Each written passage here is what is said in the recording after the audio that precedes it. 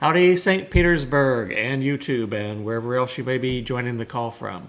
You have joined our Ask Us Anything crowdsourcing support, WordPress support workshop for WordPress St. Petersburg. I am Jim True. I am the lead organizer for WordPress St. Petersburg, and below me down the side of the screen we have Travis Lopes, Elaine Simmons, and Jennifer Novak. Tonight we are doing a Ask Us Anything, which means that folks will be dialing into the call and asking questions. So someone has their audio on, so make sure you mute that. Okay. Our WordPress St. Petersburg meets monthly on the first Tuesday through 2020, online only. We are live streaming as long as there's a pandemic out in space. We are going to be doing live stream. Our meetup is at meetup.com, WordPress St. Petersburg. Our website is wptampabay.org.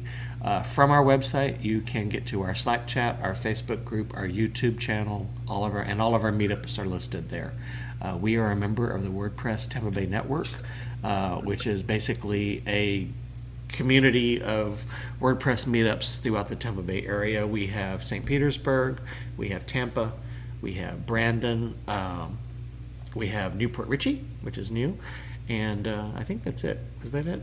That sounds about right. Yeah. So other than St. Petersburg, most of us have not been meeting just because of the pandemic. But we have been doing our live streaming since day one.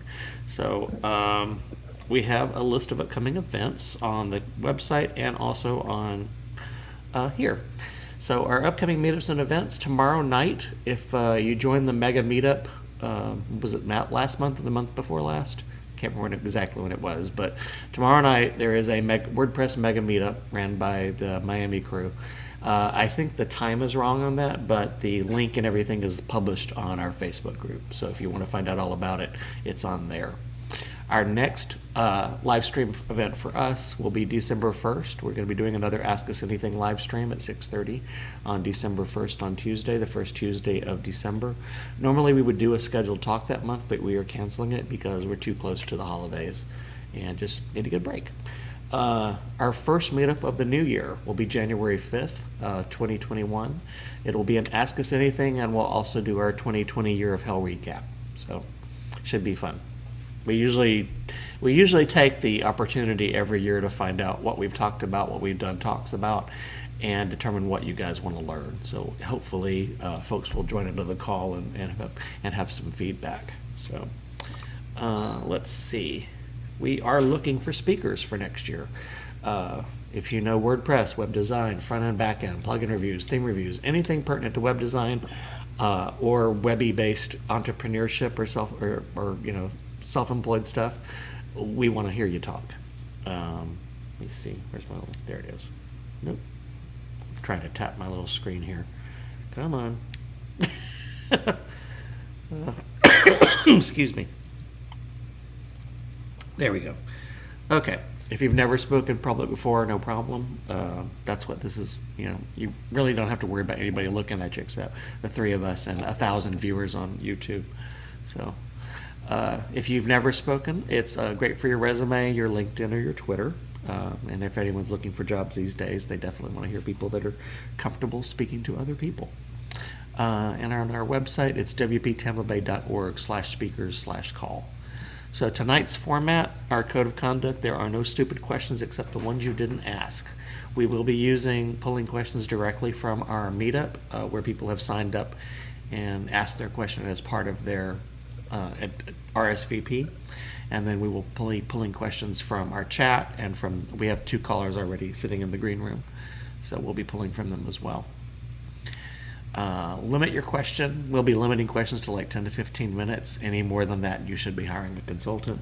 And if you're on the call, please try not to speak over each other. They call that crosstalk, it's polite and it makes it easier for everyone to understand what's going on.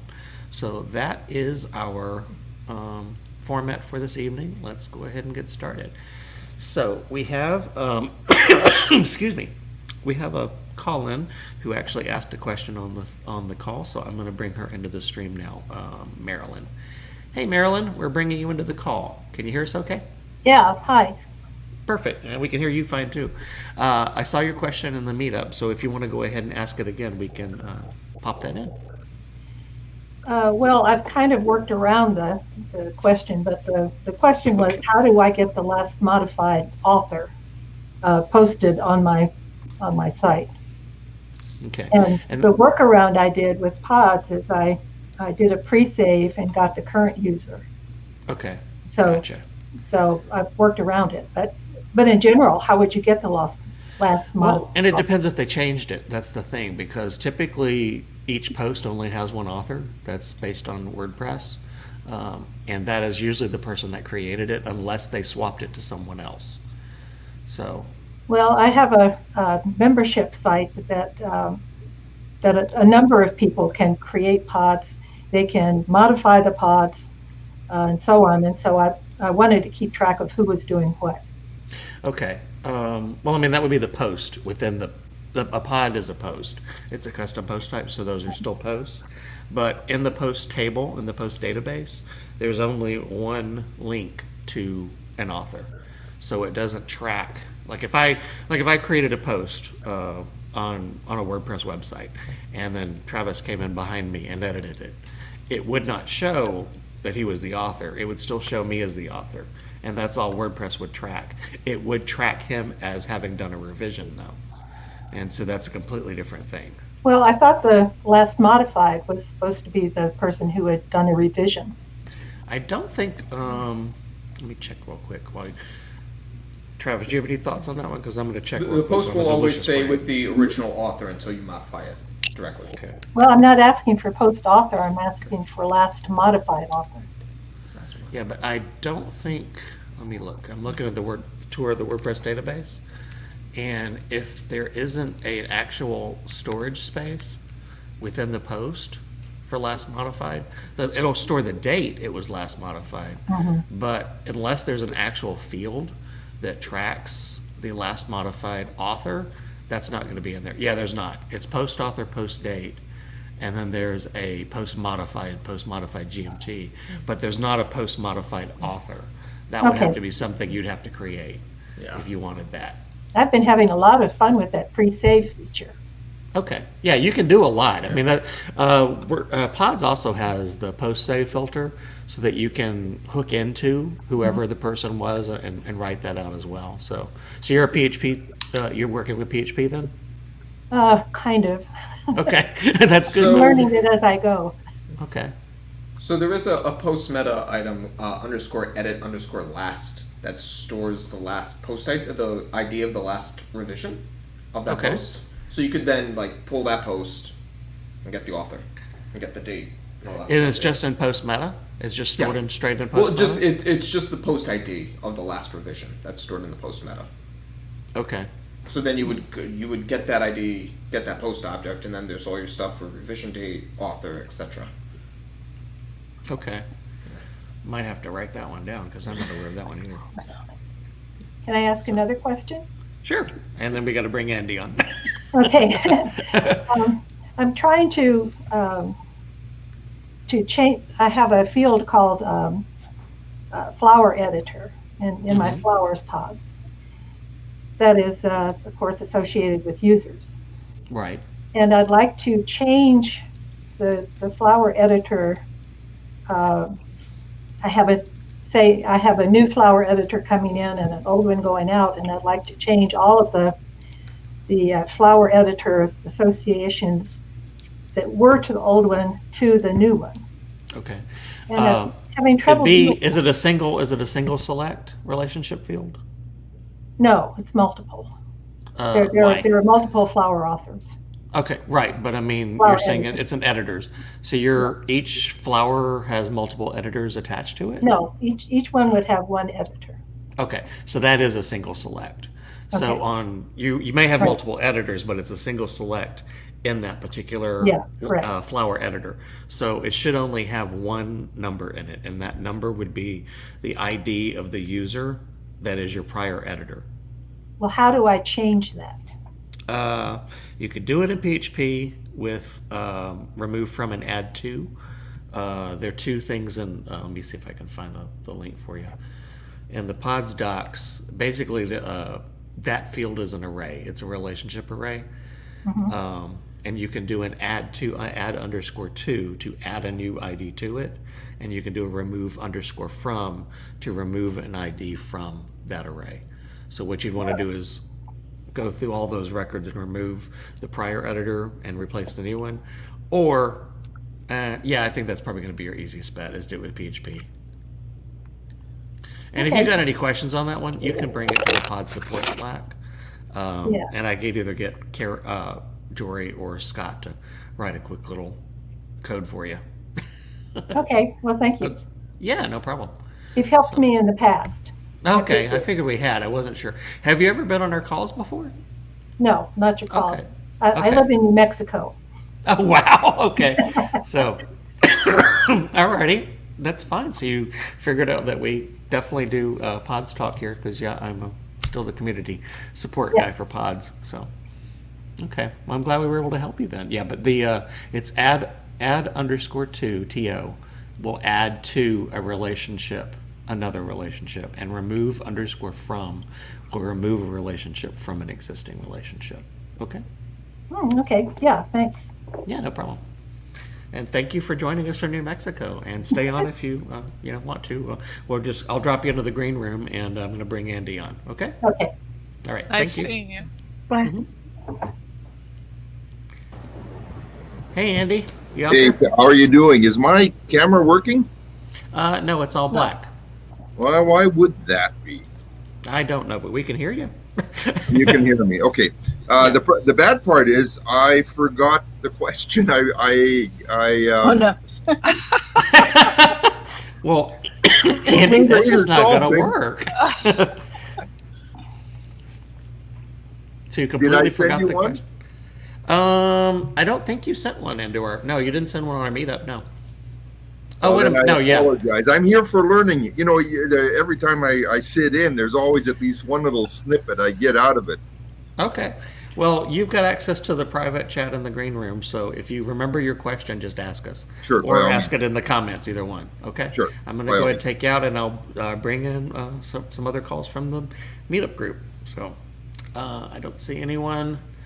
No one's dropped anything in chat yet. Steve Curtis is out there. Hey, Steve. Excuse me. Sorry, guys. I don't mean to be coughing in your ears. All right. So we have a question in from our meetup group. What is the best possible way to secure WordPress sites? And that's a pretty loaded question. So I'm going to bring that into our chat here. There we go.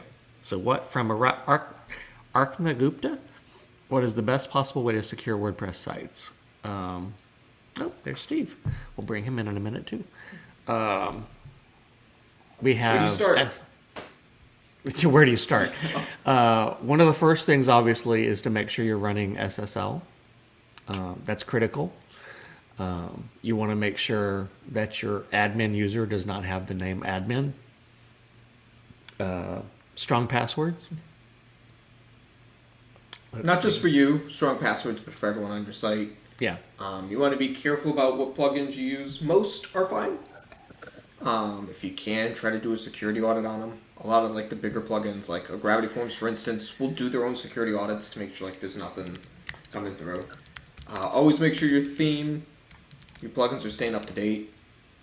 So generally, along the way, they're all patching potential security vulnerabilities. Make sure not just your WordPress site, make sure your FTP password, your database password, even potentially your mail password, all secure. Yeah. Also, make sure that the people that are using your if you're users that are using your website, make sure that they're running virus software on their desktops, because most, believe it or not, you can get a website hacked by the password that they're using to log into the WordPress website being captured by a keylogger, and then kaboom. So the users on your WordPress website, review what they have access to.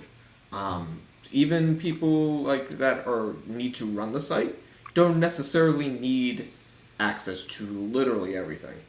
Where you could go and create a new custom role for them. That's like a sub-admin role that has access to most things, but not all. yeah. Trying to think of anything else. Can you guys think of anything else? That's the big ones. Double authentication. Does WordPress support that natively yet? Not natively. Yeah, that's the problem. WordFence, I think I was reading. They Oh, provide that's right. Yeah. for free in their free version. Yeah. All that double authentication, super pain, but I feel it's more trouble than it's worth in most cases. I like it for everything that I'm connecting with, that like my host and stuff. I'll use 2FA, but I don't do it. Like I would say you shouldn't be hosting any data on your website that would require two-factor authentication if you're not like on a host that like has safeguards in place on their side. Right. For that kind of stuff. Yeah. Okay. I think that's pretty good. I think that we handled that one pretty good. So let's see. Let me get rid of that one real quick. And let's bring in Steve real quick. Hey, Steve. Can you hear us okay? Yes. Awesome. We can hear you too. Long Okay. time no see. I know. Yeah. Oh, there I am. Okay, I can see myself. So really, I just have a question, maybe a couple, on a project that I might be working on. I want to know if Beaver Builder can maybe do what I want to do, and can I give you an example of a website? Would that be okay? Sure. I'll just throw it in the chat here. You can share it if you want to. You can either share it, you can drop it into chat, or you can share your screen, either one. Share my screen. How would I? You're inside the StreamYard app right now. So you Right. should have the ability to do, down at the very bottom, there says like mute, stop cam, mic, and stop screen, your share screen. Got it. Yep. Yeah. Okay. There we go. Okay. And probably going to want to share this screen. Yeah, and you should be able to choose, like if it's a Chrome, you can choose the tab and stuff like that if you only want to share the Chrome tab or whatever, or what have you. I think that's it. I'll pop it in real quick. Are you ready? Yeah, I'm ready. Okay, there you go. All right. Okay, it's up. Okay, so let me just drag this over here. Whoops. Okay. So this is the website, right? Is this something that can be done with, I'm thinking Beaver Builder, and I've never really used Beaver Builder, so that's kind of my question. Is this something that can be done with that? Just the layout, obviously, and maybe what type Well, I of... mean, that's an archive view, so you wouldn't be able to do that with Beaver Builder, but you could do that with Beaver Themer. Themer, okay. Yeah. So I don't need to purchase both, just Beaver Themer? I No, really you'd don't- have to purchase both. You can't purchase Beaver Themer without having Beaver Builder as well. So they work together. Okay. Yeah, but Beaver Themer allows you to design archive pages and single detail pages. Okay. And that's what that is. That whole thing with I've never seen them do the alphabetical sort at the top. Right, that's what they liked. So Yeah, that's gonna be kind of complicated, but I have a feeling, honestly, looking at it, that is probably just a taxonomy that is applying a taxonomy by letter for each one of those. So if you Okay. created an alphabetical taxonomy with each term being A, B, C, D, E, and then they would Right. just have to apply it by the first letter of whatever the thing is that they're sorting. okay. Alternatively, if you're willing to get your hands dirty a little bit, it wouldn't be too hard to like write a pre-get posts filter. Yeah. Just set like a query that like, hey, if the post title starts with A, B, C, etc. Yeah, that could actually be done really easily with a pre-get post filter. Okay. Very interesting. Yeah, you might be able to do that. Facet WP has that capability too, because looking at the top of that, because you've got all issues and in stock. God, I wonder, doesn't this almost look like it's more like a WooCommerce type thing? That's what I was thinking, but I don't know if you're just trying to emulate the layout or like the entire functionality of it. Yeah, Well- because there's a lot there. Yeah, clearly. This was just made more visual. Yeah, I do need to, obviously, they want to sell comic books is what this client wants to do. So Right. So that means they're probably going to be looking by lines of comics, looking for, you want to basically classify everything as much as possible, and then probably use something like Facet WP or Search and Filter to kind of like provide that faceted search to it. You could do that with code, but I mean, if you're trying to do it easily, taxonomy filters are doing multiple taxonomy filters is kind of what Facet WP does by built in. That's what they're designed to do. okay, and can I show you one more? Is that Sure. we got a second? Yeah, This is along the same lines, really.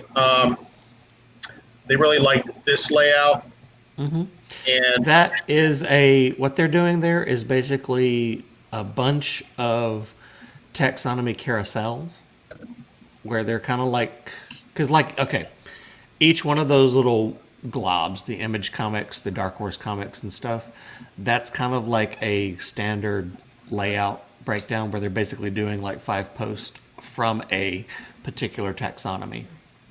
And that's kind of, yeah. And that's why they have the click at the bottom, at the end that says view all. That's a common feature of Beaver Themer. And yeah, they can help you with that. okay.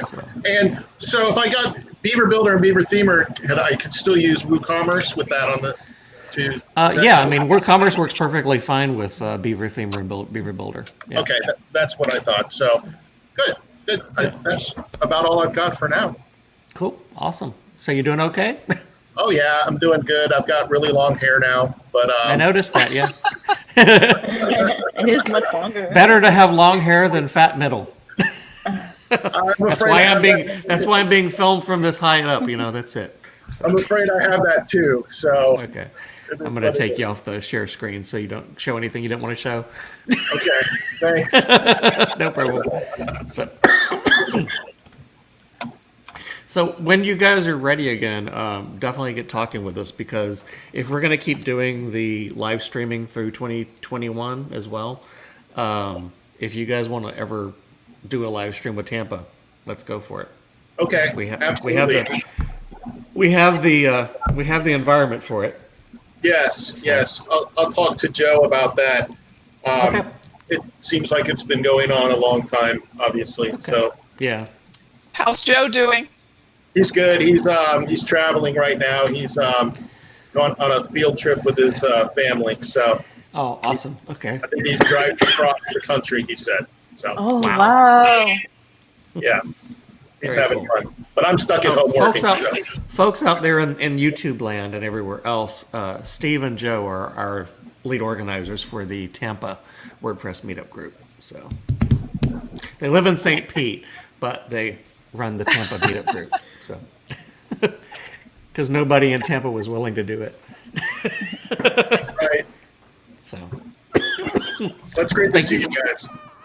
sorry, excuse me. Let me Good mute to my see phone real you. quick. Hey, Good to see you. Yeah. Thank you. I miss my kawa tea before your meetings. Oh yeah. I miss Kawa. I miss all of that stuff. Me too. I miss our it's beers nice after to cool after outside, meetings and now. yeah. Perfect for it. Someday we'll have it all again. It'll happen. So, but definitely try to join us for the December one or January. Definitely. So, Okay, definitely. I'll let you know. all right. Good to see you as always. Taking you knocking you back into the green room. All right. Meetup list. Let's see what we got out there question wise. So next question was Maryland, so we answered that one. Here's a pretty good question. From our meetup. Sorry about coughing in your ears, guys. I don't mean to be too loud with that. Okay. From our meetup attendees, Monica asks a question: where can I find preferred language to use with developers and designer when negotiating work to be done on a website? And I think that depends on where you're going to shop for work. So like if you're going to Codable, you can use preferred language. That's an option. And you can actually with Codable, you can pretty much tell them what plugins I'm working with, what CMS I'm working with, etc., and preferred language, and they will actually try to partner you up with an appropriate group. Fiverr and stuff like that's a little harder to determine where they might be I would coming recommend Codable in general anyway, because they vet everybody. They have to go through like a sample a project to make sure like they know what they're doing. And that's is it code CODEABLE.io. Okay, I'm typing that. I'm going to pop that in the thing real quick. Oh, it rejected our comment. Why? It thinks it's spam. You know what? I'm just going to do it as a banner. Hang on. Rude. So, yeah, this is going to be our suggestion until we put our own little stuff up. Codable.io. Show. There you go. That's where you want to go. Okay. Andy hasn't come back yet, so we're going to go to the next question. I worked with a developer from Codable. Highly recommend it. I've worked with a couple. I'm pretty happy with them. So this is a kind of a in-depth question. Let's see.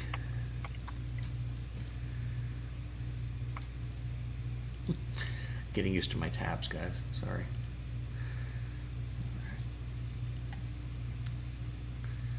And chat. And show. All right. Robert asks, which plugin or method can receive data from my trading robots and save to SQL database? I can make the trading robots send data using REST API, webhooks, JSON files, and other methods. If you're planning, honestly, doesn't that all sound like it's all on the developer side? Yeah, it sounds all custom to me. Yeah. Like you want to be adding in, you probably want to like hook in at like on the WP hook to get in early. Or maybe no, actually, you could probably just do REST API. You could create a new REST API endpoint in WordPress. Yeah. That your trading robot can ping to send you data, and then you can parse it as you need to. I would make sure to have some sort of like secret key that's shared between the two that you can validate, so that way you don't like accidentally get spam submissions. On top of that, if you do use a REST API endpoint, you'll want to set Well, don't that you endpoint to be require- private. Aren't you required to do authentication with the REST API? No, you're not required. You can. Okay.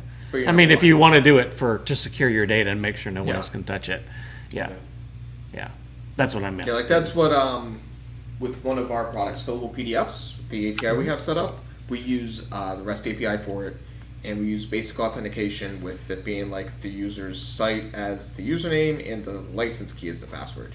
That's how like we authenticate requests. Well, I know like a lot of the code schools, like, this is terrible that I've completely forgotten the name of the Suncoast Developers Guild? Yeah, thank you. Developers. Yeah, thank you. They learn how to code and a lot of that kind of stuff, but a lot of them aren't familiar with how WordPress works with the REST API. And WordPress is using its user database, its accounting system, and its security, that kind of a thing. So where would they go if they were wanting to write an endpoint or or kind of like what we just talked about, doing that whole little bit of like information? I would just look up the WordPress REST API. I'm pretty sure within I forget what, I think it's like developer.wordpress.org now, because I got That rid of the sounds codex. right. Let me check. Hang on. But there's definitely like a handbook there that'll walk you through like, hey, here's how the REST API works, here's existing endpoints, and here's how to create new ones. Oh, you know what it's actually called? It's called the REST API Handbook, WordPress Yeah. Developer Resources. I'm going to give the link real quick in the thing, and we'll just drop that in there, because honestly, this sounds like that might be a question coming from that direction anyway. Yeah. So let me do a real quick banner answer, since obviously YouTube doesn't like when I type URLs in the thing. Let me get rid of this. And as always, when doing stuff like this, and this kind of ties back to the previous security question, even if you trust where the data is coming from, like this trading robot that you know the source, sanitize your data as it's coming in. Sanitize as huge. it's coming in, escape it as it's going out. Yep. So yeah, the WordPress API, the REST API handbook for WordPress is at that location right there. Developer WordPress.org/REST API. It's pretty easy to use. Yeah. And it's standardized too. They spent a lot of time. They treated the REST API as a plugin first before they pushed it into the base WordPress core code. So it's been vetted. It's good stuff. I know at Pods we had written, or Pods developers had actually written their own REST API handling, and we completely switched to using WordPress core because it was simpler. It was cleaner. Just basically enable it on your post types and stuff, and then it is completely handled by WordPress's processes. So there's a question that came into the chat from Antonio. What are the best open source sites for WordPress projects? I don't have an answer for that one. I mean, probably GitHub. Yeah. Yeah. But as far as like a directory of open source sites, yeah. I mean, it just depends on what you're looking for, I would think. Antonio, if you're on and can hear us, or you might come at us in a couple minutes from now. A little. But if you're on and you can hear us, if you want to join and ask that a more specific question, what you're looking for, that might be helpful. Okay. There was another question on Meetup that's actually... actually, you know what it is? It's what do you know about developing plugins? I wonder if this is the same person because his name is Antonio as well. He goes, what maybe. do you know about developing WordPress plugins? And if we tack that together with this question, that might be some clues. what he's looking for. Some mean, clues. I know a lot about developing WordPress plugins. What do you want to know? Yeah. It's such an open-ended question that Yeah. I don't know where to begin. To join the call. Like that's something. There was that's somebody like who had like a basic starter plugin or something. It was like the I don't remember the details of it now, but I probably have the link saved somewhere. I wish I could remember that. I don't really know. Like, I mean, if you're looking for PHP help, you've got Stack Overflow, Stack Exchange, you've got... Well, and even the developer codex includes all of that. Yeah, WordPress Codex. Yeah, Antonio says, I'm thinking like SourceForge-like site. I mean, that'd be GitHub. That's Yeah, fine. that would be GitHub. That's pretty much GitHub. Just search for WordPress. Yeah. If you're looking to create one, I would probably search for WordPress plugin boilerplate. There's a lot of good boilerplates out there that'll get you started. Mm-hmm. Basic stuff, but that how to develop a WordPress plugin, that's like a 3-hour workshop minimum. Yeah. That is quite true. If you're new to it and you haven't done it before, check out WordPress TV. A lot of the other meetup groups, and especially the WordCamps, that's always in the developer track, is how to write a plugin for WordPress and how to get started and stuff like that. And there's a plethora of information out there on that. As a matter of fact, when we did our WordCamp, our last WordCamp Tampa, we had an entire developer boot camp that was specifically around that premise. And Tony, do you have a specific plugin that you want to develop, like a purpose for the plugin, or are you just looking how to start developing plugins in general? Because it depends too Just on curious. if you're trying to build a plugin that builds on top of Gravity Forms and WooCommerce, you're going to want to look at what those products do, because they offer frameworks for building on top of them. That'll be similar to a plugin boilerplate, but more specific. Yeah, because some have actually developed entire APIs too. Yeah. That you have to communicate with. So, let's ding Andy and see if he's ever come up with this question. Hey, Andy, you still out there? I'm here, but no, I do not have any recall of what the hell I was trying to ask. Okay, all right. Well, at least we know you're there. Okay.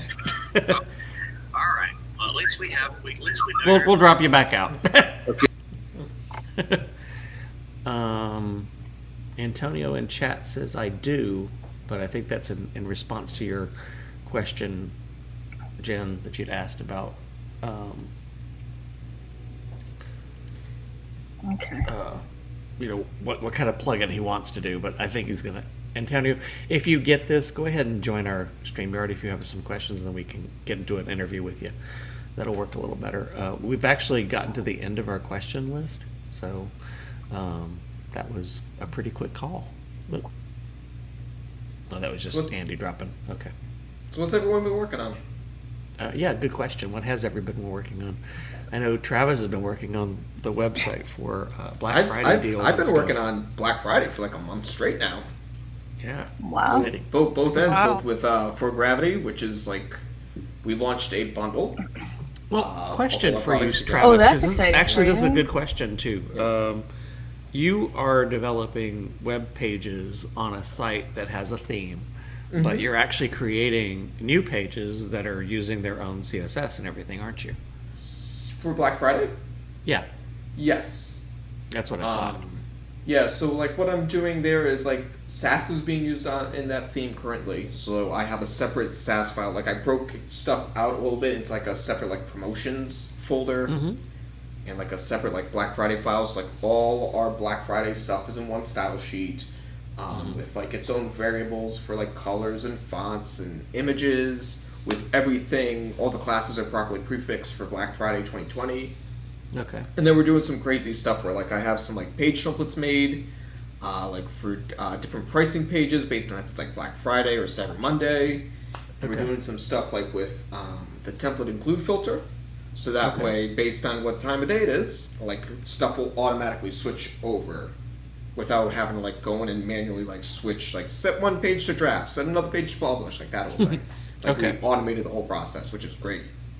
Oh, that's awesome. So you'll be able to replicate it next year, much easier. Yeah. Now, Well, question: in a way, yeah. Are you having to do like, because like I know with WordPress it enqueues all the CSS and stuff like that. Does it just look at that particular landing page and just determine? That's So what completely I different? on the styles end, I just built it into the main style sheet because there is some stuff that's like a global banner that says like, "Hey, Black Friday's live." Like that's being used everywhere, so it's easier in that sense doing that. But for the JavaScript, we just have like standard like enqueue script if it's on these couple of pages. Okay, cool. Fascinating. I was curious about how that would work because I know it's not often that people have to do that, but this is one of those kind of situations where you've got an existing website that has a completely separate theme and you're building a brand new design Yeah. beside it. So, And then and like this is good because like we're getting ready to like do a full redesign of that site. So this is putting into play like, okay, like in the future we're probably going to have some sort of promotions component that will allow you to build up promotional pages, maybe set them to be live and expire at certain times, like that kind of thing, without having to like be involved, like have like 2 How weeks of my many- time taken up. yeah. How much stuff are you having to think about as far as like, well, obviously, blog posts and stuff allow comments and things like that. Most of these promotional pages, I would imagine, don't allow comments. Yeah, no comments. And even these Yeah. pages, because of the nature of them, all hard coded. Okay. Like if you pull up the WordPress, the page editor, you're just getting the page title and that's it. Like nothing in the editor. So they're all basically at the theme level. They're basically all Because like just why PHP why themes. bother? Yeah. Okay, that makes sense. Okay, thank you. I was curious. So So it's one been of those like kind doing, of things that wouldn't be a bad idea to do a talk about sometime. So like a lot of that's been like getting like working with teams and like getting content organized and getting that done. But then on the For Gravity side, like we launched that bundle, which was like a lot of work with easy digital downloads, like making all the different products play together nicely, doing upsells throughout the site. And then we're doing like some crazy discounts. Like users, they have single product licenses now. They'll be able to upgrade to a bundle at like a crazy low price, and like making that kind of work in that time window. Yeah. So like that's all I've been doing for the past month. Like seriously, all I've been doing. And all that work, then it will be, it will only last for a day or two or a weekend or whatever, right? It will not. Now we're be actually used for running long. the sale for the whole week. So. Well, A week. All this yeah. work for a week. That's the Yeah. thing that kills me. No, it doesn't kill me as long as the money's coming in. Yeah. Okay. Yeah. Believe it or not, most of the plugins out there do not do lots of sales throughout the year. Yeah. And Yeah, like they- why it's so tough, like on the Gravity Forms side, is just like we don't, and that's part of like what we're going to do with the new site. We don't have that proper infrastructure in place on the site to be able to quickly create promotional pages like this. So all of it has to be done by hand. Yeah. Same thing, like, and then like on the for Gravity side, like the Black Friday stuff, very simple. It's more like doing all the back end work to get like a bundle working in easy digital downloads because it's not easy. Yeah. It sounds What about you, challenging. Jen? Yeah. Jen, what you And, been like- working on? No, to bounce it around a little bit. We don't want to take up the whole call, a gravity call. Most of my stuff's just been not super exciting. Just it's not been anything out of the norm or out of the ordinary. Are you still working with that WooCommerce site that you were beating Oh, we up? launched that, so that's Okay. exciting. They got some sales in their first day. Yay. So that was And they super got in exciting. place just before Thanksgiving, which is important. Yes. We had some interesting use cases of the WooCommerce plugin, and I found a plugin to work with that. And they then we ran into some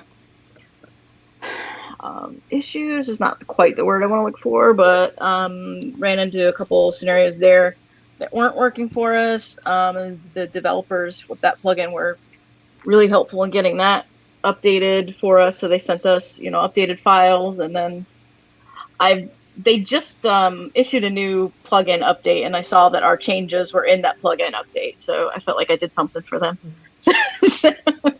for their work. So that was a There you good go. exchange. They got their plugin updated, and we got the help that we needed. So it worked out pretty well, I think. But the site looks good. The clients are happy with it, and everything's working. And they're I always paying get it. nervous with PayPal. Yeah. When you're switching from Sandbox to Live, there's just something about that. It just always makes me so nervous.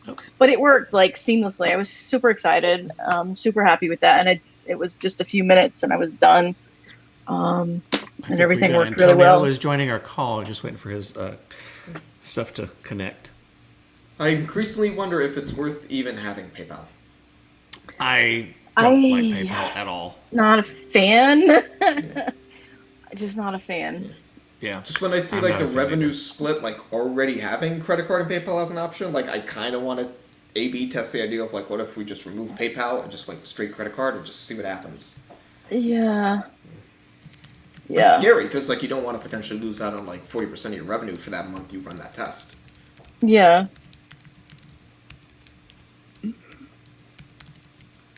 Well, just them as a processor there's just something about the interface of it and the documentation of it. It just feels so.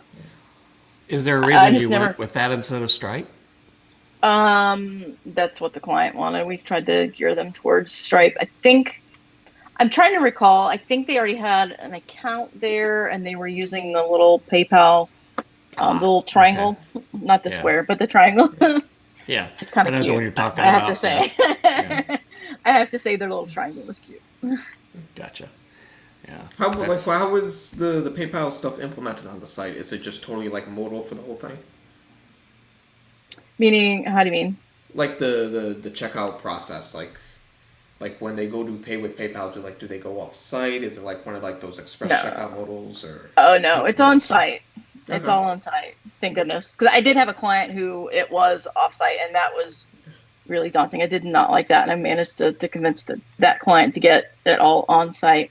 But so it works. Well, pretty even the seamlessly new from PayPal checkout a user is experience. it's offsite, but it's still in a modal. Yeah. So it's Yeah. it's Yeah, still driven through your site. So kind Right. of like Stripe Like, checkout. even while that's better, like I would be afraid that like any potential like going off site is going to potentially kill that transaction. Like that'd be another. But reason to push for the Stripe. end user won't really notice it. They don't really see it. They might not see it, but like going like extra steps where they're like having to like page load to PayPal, fill a thing on PayPal, another page load might just be like, I don't feel like checking out. I don't want this that bad. I'm out. It doesn't I think even do that's- that. It does. That's only an it is a issue little with standard, slower. isn't it? Isn't that only an Yeah. issue with PayPal standard? Yeah. Yeah, as long as you're using the Got the- commerce platform, you should be fine now. Yeah. Yeah. I'm just constantly thinking Yeah. like how few steps can I put in Yeah. place at that checkout to get that money? And Yeah. it's still, it's more seamless than you're thinking, because it is, just the look of it, to me, I still would prefer a more seamless look. However, in terms of steps, there's not any additional steps. Like, it feels like it's on site. Yeah. Until you go into the PayPal admin and you try to track down a payment related to a subscription. Yeah, that's the issue. Yeah. They don't have, well, we set up, they don't technically have subscriptions, so we set the subscriptions up as a product to work around a few things, just to keep things simple. So it's not a recurring, and they wanted the revenue kind of upfront, so it's not a recurring payment either. So that worked out well, because I was thinking we might have to set up the recurring transactions.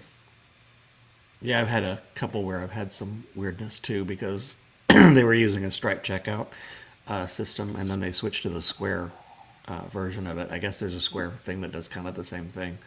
And the problem I had was DNS had to change within the hour of the sale going live, and that created a little nightmare.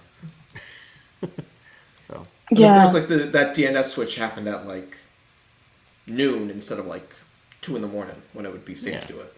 Yeah, exactly. Well, mine had to be like 4 minutes. Mine, I didn't get the site until 4 p.m. from the team that she had doing the checkout side.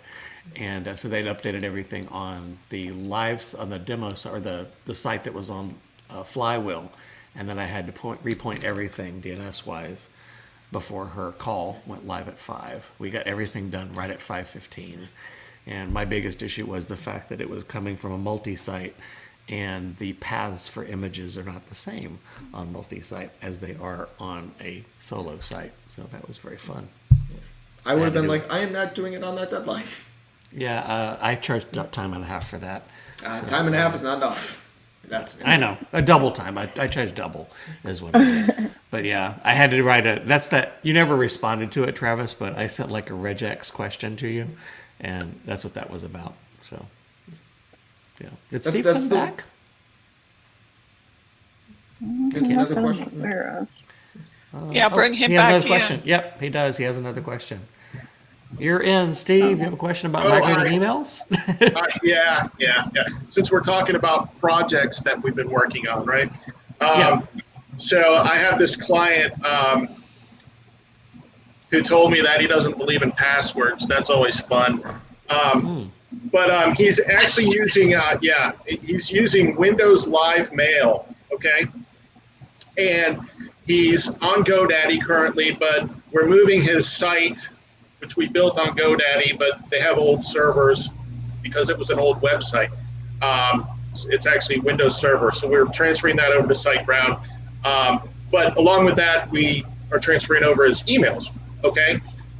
So I guess my question is, and you may or may not have an answer for this, he's using Windows Live Mail, but the emails are not all on the GoDaddy server because he has emails going back to 2015, and GoDaddy, he had it set to delete the emails every 6 months to save space on the server.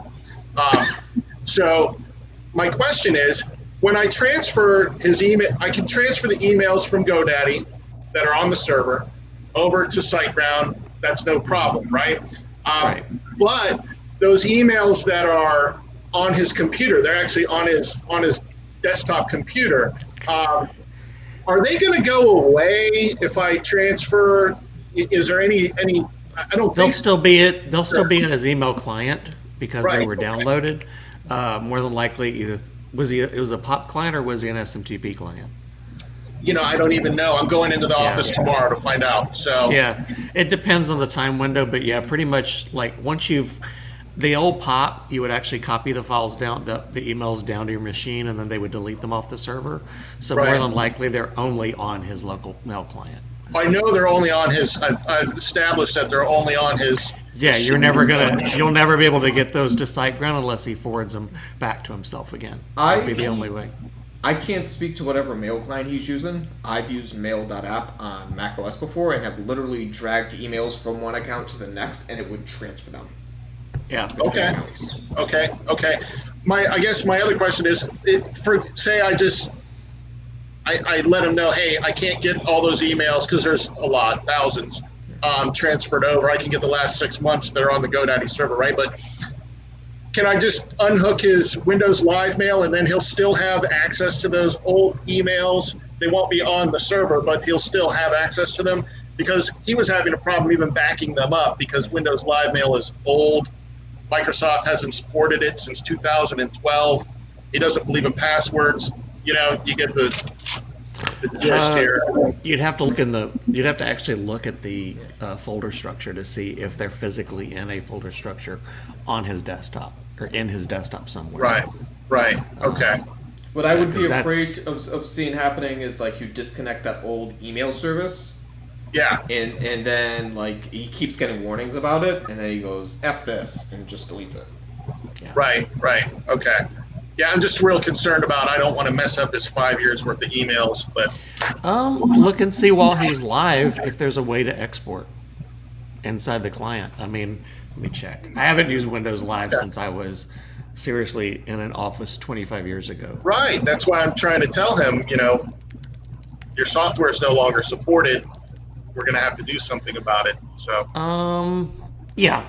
In Windows Live Mail, you can go File, Export Mail, Email Messages from the menu, and there's a Windows Live Mail export wizard will appear, and you can go Microsoft Exchange. So you could physically export the mail from that client into another email system. okay. That is Yeah, good just- to know. Yeah, just do some major Google work. Yeah, I got you. Yeah. Yeah. Okay. Well, thank you Because very much. I know you can export them to Outlook PST files, and PST files can be imported into anything. Okay. Yeah. I'm even less concerned about importing them into SiteGround as I am. I just want to back them up so that if he ever needs to, use those or access them again, he can. Yeah, that's the standard format for Outlook back in those days was PST. So Okay. as long as you can get to a PST file, you should be fine. Got it. Thank you. Yeah, no problem. Fun stuff. Yeah. Interesting Very fun. questions. All right. Anything else? That's all I've got for now. Okay. And hey, if it doesn't work out, he doesn't believe in passwords. You don't believe in exports and backups. Wash your hands. Yeah, I'll let him know. There you go. All right, Steve. Thanks for asking some additional questions, keeping us All right. on for another 8 minutes. Thank you, guys. All right. Bye. I'm sorry, guys. I don't mean to be coughing in your ears. I have a question about. Sure. I was doing an installation of a new plugin for a WooCommerce site. Their old shipping plugin was kind of. He claimed, they used to be able to order 3 for $25, up to 3 items for $25 shipping, but the truth was it never did. The old plugin never did that. So we researched. They told me over at WooCommerce to get table rate shipping. So Well, who are they using as their shipping provider that was providing those particular rates? he just has a flat rate, and I think he uses FedEx. He has an agreement with FedEx for that? I don't really get involved in all his shipping, but he does all that by hand, and Wow. Well, because he FedEx sells has their own. big art prints, and he has a whole system. Yeah, FedEx has their own account approved add-on for extension for WooCommerce, and it allows you to basically tie your account together. So if he's got those kind of authorized rates as part of his FedEx account, he should be able to feed that through together. I've done FedEx and UPS, and there was one other shipping. I can't remember who it was now, but He may do exceptions or something, so I don't question him. He doesn't. This is what he wants. This is what. Anyway, while I was investigating how the table rate plugin worked and how to set it up properly, I came across this YouTube video that recommended getting plugins from a place called GPL Mall for WooCommerce. Have you heard of it? Yes, I haven't. Travis? I haven't heard directly of it, but I know what kind of site it is just based on the name. What is it? What? Yikes. They were It is like, a- you could get these It's one of the pirate sites. isn't it? WooCommerce, cheap Yeah. plugins for $15 instead of $90. No, do not use those. Do not use never those use by those. any means. Do not even think about using those. Those are people that basically they're using the GPL to steal code. There's no support. First off, absolutely no support, no updates, because they're stealing. Basically, they're either purchasing the licenses and then refunding them, or getting a refund. They're purchasing the software from reputable. From the suppliers. source. From the the seller. source, and they're downloading it in their account, and then they're immediately turning around and refunding it, and that way they have a copy of it, and that's what they're selling. And they're Okay. using the And you- GPL You as their excuse. assume that's what they're selling. They could Yeah. have messed with the files before they Right. put them up for download. Which means they could be adding all manner of piracy code in. They could be adding all manner of keyloggers in. They could be not actually giving you what they're saying they're giving you. They could be putting all kind of like spyware or adware and everything else in it. So when It's you a- purchase from sites like that, you're both putting your site at risk, and you are not supporting the people who actually made those products possible. Yeah. Okay, I just did not know what the skinny was on that Yeah. So if GPL. you- I knew it sounded too good to be true, Yeah, and anything that sounds too good to be true is typically, and typically you buy the stuff from the source. WooCommerce has their own extensions warehouse, and pretty much anyone that sells WooCommerce extensions sells them through WooCommerce, or they sell them through Code Canyon, and they'll tell you if it's reputable or not. I won't buy anything from Envato or Code Canyon anymore personally, just because I don't know their support level, if it's going to be as good as it should be, and I don't trust it. So, Yeah, I had to update or look into updating an old Envato plugin that was no way, shape, or form the same plugin Yeah. in the year 2019. It was, I and mean- it's very expensive, so they didn't honor the old one. There was just nothing, I mean, they may be fine, but that's the thing you run into is like you'll buy something on Envato or Code Canyon, and they may sell it to some other developer, and then Yeah. you don't have the same thing anymore. Yeah, or it's you no get longer the the ones same like, thing at all. or you get the themes that have Revolution slider built in, and this one built in, and that one built in, and maybe they don't actually have the rights to put those particular products in there because And they're I'm not charging for pretty them. sure they don't have automatic updates, which is No, a big they problem. No. No, yeah. Yeah, you have to go through their whole process to get an update. Because I know I used to use one of the slider plugins, and that was the issue I had, is that you had to go to them to get the update. You'd get an email notification about it, you go get it, and then you'd have to update it. to Yeah, your that was the WordPress. situation I was in with Yeah, that. I stopped using it after that. I said, this is just not right. So, yeah. Gotta love it, huh? But, Yeah, but yeah, if it has GPL beware, Mall, buyer beware. yeah, or any of those horrible things that says, "Ooh, here, go to this website and get 1 million discounts for, GPL coupon codes kit, for." anything with the word nulled in it, generally. With the word what in it? Nulled, Nulled. I haven't heard of that one, but okay. No, I've never heard of that. It's generally the phrase they use of like if you search for like Gravity Forms nulled. Basically, what they did was they took a copy of Gravity Forms, they stripped out all the licensing code, and then you can download it. Yeah. We got some more question from Antonio, Okay. so I'm going to pop it on there real quick. How would you go about building an app on top of WordPress as software as a service like site? I think that's kind of what he was getting at. Okay. I have no answer to that question. Yeah, it's still very open ended. Yeah. Yeah, that's a big project, Yeah. and that's about all I know about that. Yeah. Because like not only are you building whatever that Unfortunately. app is, that service that you're offering, you still have all the billing and stuff around it, which is like, are you doing it with Yeah. WooCommerce? Are you doing it with ED? Like, Yeah. it's very complicated. Yeah, because even when like like an existing plugin, like Modern Tribe has Event Calendar, and then they went and created a software as a service as part of their product, which was a hosted calendaring system that had an entire e-commerce framework behind it. It had a hosting server component behind it.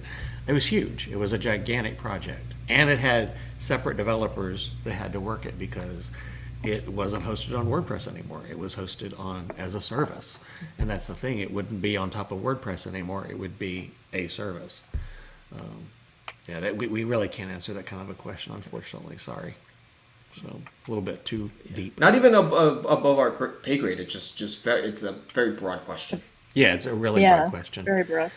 So, I mean, if you want to get into a discussion like that on our Facebook group, there are Chris Jenkins and some of the other guys are happy to hop into that kind of a conversation with you. So, yeah. Or if you provide like a more specific example of what you're trying to achieve. Yeah, that would also be fine. So we are at 7:30, folks.